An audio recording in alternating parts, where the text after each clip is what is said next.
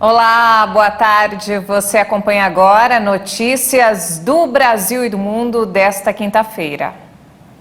Mais de 1 milhão de pessoas já fugiram da Ucrânia em 8 dias de guerra, segundo dados atualizados das Nações Unidas. O fluxo em direção ao leste europeu aumenta a cada dia. Esse número já representa 2% da população do país.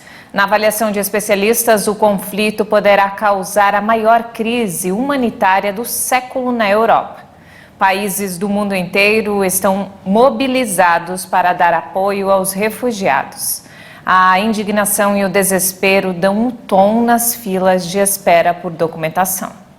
Indignação, desespero e incerteza. Os ucranianos fogem para os países fronteiriços à procura de abrigo contra a invasão russa.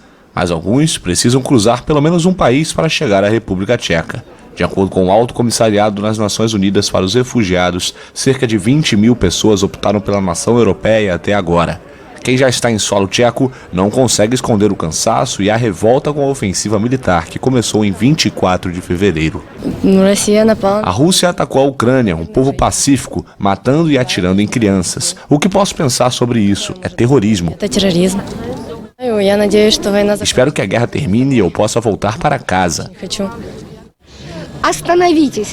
Pare com isso, o que você está fazendo? Pare com esse genocídio. Precisamos começar a usar cérebros, sair e nos reunir e dizer que não pode ser assim. Pare com essa loucura. Quase 14 mil ucranianos se registraram na polícia de Praga, capital da República Tcheca. A reunião de negociações entre os representantes da Rússia e da Ucrânia está acontecendo neste momento em Belarus. O novo encontro visa um eventual cessar-fogo na guerra, já que na primeira reunião os países não chegaram a um acordo. A reunião ocorre um dia depois da tomada da cidade portuária de Kherson, de 290 mil habitantes, maior vitória até o momento das tropas russas. E a alta comissária da ONU para os Direitos Humanos, Michelle Bachelet, alertou para a ameaça nuclear, que a ameaça nuclear pesa sobre toda a humanidade, ao mesmo tempo que o ministro russo das Relações Exteriores, Sergei Lavrov, nega essa possibilidade. A alta comissária da ONU para os Direitos Humanos, Michelle Bachelet, lembrou a ameaça em um discurso em Genebra.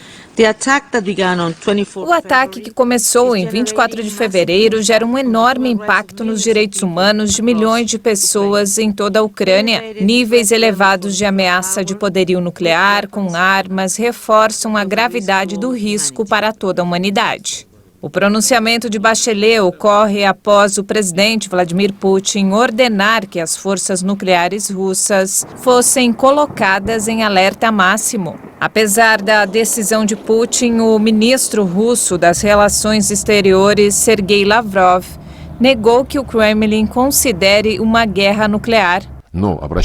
Gostaria de chamar a atenção para o fato de que está nas mentes dos políticos ocidentais que uma guerra nuclear está acontecendo, não nas mentes dos russos. A Rússia tem o maior arsenal nuclear do mundo e mantém uma extensa infraestrutura de produção de armas atômicas. A invasão de Moscou já deixou um enorme número de civis mortos na Ucrânia e mantém combates em várias cidades do país, inclusive na capital Kiev. Os preços das matérias-primas continuam subindo num contexto de incerteza devido à oferta mundial após o início da invasão russa da Ucrânia. O barril de petróleo chegou no maior patamar desde 2011. Alumínio e níquel, metais que dependem em grande medida das exportações russas, tiveram valorizações expressivas e chegaram a níveis recordes. Os preços dos 2 barris de referência do petróleo no mundo passaram dos $110 devido a preocupações com o efeito das sanções sobre as exportações da Rússia, terceiro maior produtor mundial. O WTI fechou no maior valor desde 2011 e o Brent chegou a $112. Além disso, os países produtores de petróleo do grupo OPEP+, decidiram manter a política de aumento modesto da produção de petróleo. Isso aumentou o medo de interrupções no fornecimento. Nas bolsas, os principais índices de ações de Nova York fecharam em alta, estimulados por declarações do presidente do Banco Central americano, Jerome Powell, consideradas moderadas pelos operadores. No Brasil, a alta das commodities impactou positivamente ações de empresas do setor, como Petrobras e Vale. O índice Bovespa subiu quase 2%. E o Brasil tem fertilizantes suficientes para o plantio nos próximos 8 meses. A ministra da Agricultura e Pecuária e Abastecimento, Tereza Cristina, fez a afirmação em resposta ao presidente Jair Bolsonaro. Ele havia demonstrado preocupação em relação à possibilidade do Brasil enfrentar dificuldades para importar fertilizantes agrícolas da Rússia devido à guerra. A ministra Tereza Cristina garantiu que não há problemas com a safra neste momento, já que a safrinha de milho já está em produção. Segundo ela, o que precisava de fertilizantes já chegou e está com o produtor rural. Tereza Cristina falou que o setor privado confirmou a existência de estoque de passagem de fertilizantes suficiente até outubro.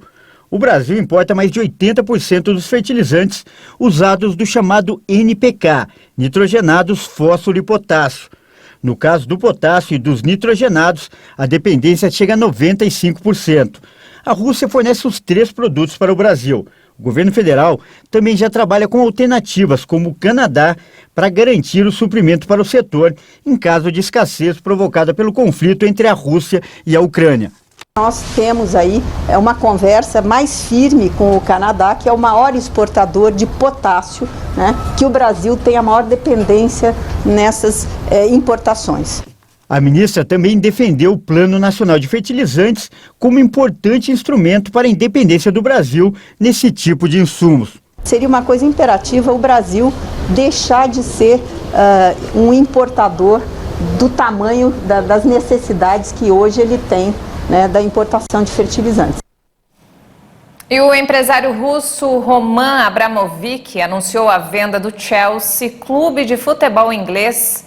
Ele afirmou que o lucro da operação será doado às vítimas da guerra na Ucrânia. Abramovich informou que não pedirá o reembolso dos empréstimos que concedeu ao clube londrino, estimados em 2 bilhões de dólares. Além disso, destacou que o produto líquido da venda será destinado a uma fundação de caridade em benefício de todas as vítimas da guerra na Ucrânia. Ao contrário de outros oligarcas russos, Abramovich não foi alvo, por enquanto, de sanções financeiras por parte da União Europeia ou de autoridades britânicas, mas a pressão aumentou fortemente desde o início da invasão russa à Ucrânia. Ainda no âmbito econômico, o Banco Mundial anunciou a suspensão imediata de todos os seus programas de ajuda na Rússia e em Belarus. O Banco Mundial estava envolvido em 11 projetos em Belarus, que totalizam 1 bilhão e 150 milhões de dólares. A Rússia tinha 4 projetos, que somavam 370 milhões de dólares. Ainda nesta quarta-feira, milhares de pessoas se reuniram nas ruas de Munique para protestar pela paz e manifestar solidariedade com a Ucrânia. A polícia contou até 45 mil participantes no centro da cidade. Essa edição fica por aqui. Mais informações ao longo da nossa programação. Obrigada pela companhia.